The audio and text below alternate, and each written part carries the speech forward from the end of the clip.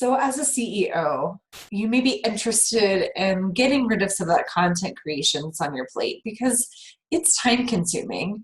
In fact, I've heard a statistic that entrepreneurs tend to spend, on average, 20 hours a week marketing for their business.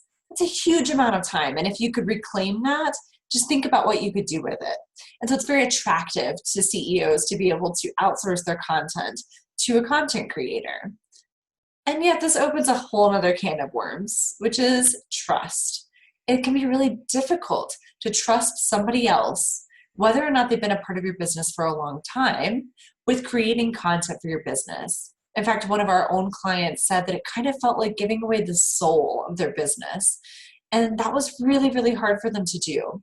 And so I want to talk about three differences between trust and a lack of trust between the CEO and the content creator, and how as a CEO you can foster that trust as you go through this process to make it easier both for yourself and for the content creator. And I guarantee you too, this can really impact your outcomes. So number one, I want to talk about the length of assignments that you hand off. So as you go into working with a content creator to support you in your business, you may be tempted to start them off with just a few small assignments, maybe a social media post here or a little blurb for YouTube there. And this makes sense on the surface, right? Because if it's just a few words, then you'll be able to help correct them early on. However, I want to encourage you to think about this a different way. If you were to hand off a longer, more in-depth type of assignment, maybe a long blog post or an email or something that just allows them to get into a story and really understand your message, your teaching, your vision for the piece, and really then lean into that, this gives your writer an opportunity to go deep with your message. This allows them to really learn the concepts at their core. And you know what they always say about being able to teach something. So if they're able to create something that teaches something that you teach, that means they really do understand it. So as an element of trust in your content creator, I want to challenge you to assign off some long, big assignments where they can really dive deep and go into the process, as opposed to a lot of little small assignments that keep everything very surface level and easy for them to still be a little bit confused about your message, your voice, and how to write content for you. So next up, what does trust look like between a CEO and their content creator? So the example of not trust here would be telling them, hey, I want you to do this thing and then come to me when you have questions. There's nothing necessarily wrong with this, but what would it be to be a little different, to say, I want to empower you? This means that you're allowing them to make some decisions. You're giving them the information they need. And yes, you're there with the door that's open, but you're empowering them to make choices, to use their strategy brain, to be able to dive in and create something that is that's theirs. So it does reflect you, it reflects your voice, it reflects your mission, your vision, all of that good stuff.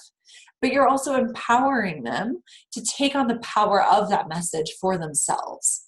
When you empower somebody, it's different than just telling them, because you're empowering them to be a decider, not just a doer. And then the final piece of this that I want to make a distinction between lack of trust and trust between the CEO and the content creator is control versus creativity. So this is something that can be very easy to happen when you start working with somebody in your business. You may have already seen this happen with content creators, VAs, OBMs, whoever's been supporting you.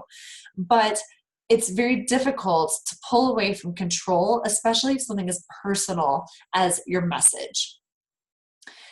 And yet, when you're able to allow that content creator to become creative, to make something that maybe you never would have thought of, to say something in a way that you wouldn't have thought to say it in, yes, it may be deviating a little bit from your voice, but that doesn't mean it's bad. It can actually be better. This is something that we've experienced in our own business when we began outsourcing our content or pieces of it to a member of our team. This is a talented writer. She's great at what she does. And some of the connections that she was drawing when she really started to understand what it was we were teaching, these were illustrations we never would have thought of, stories that we would never have thought to have shared in this way. And that means that we were able to give her some creativity in the response instead of saying, hey, I want the outline of this piece to look exactly like this. That's control. Again, the more you loosen that grip a little bit and allow for some creativity, you may get something that, yes, is a little different from what you may have created, but could actually be better. So again, just to recap, that lack of control versus control, create control versus creativity. Another piece that we talked about was telling versus empowering. And the first piece that we talked about was handing off that small assignment versus the big assignment. So I hope this helps you feel like you can really establish a connection with trust between yourself and your content creator as you launch into this process of releasing control of your content to somebody else.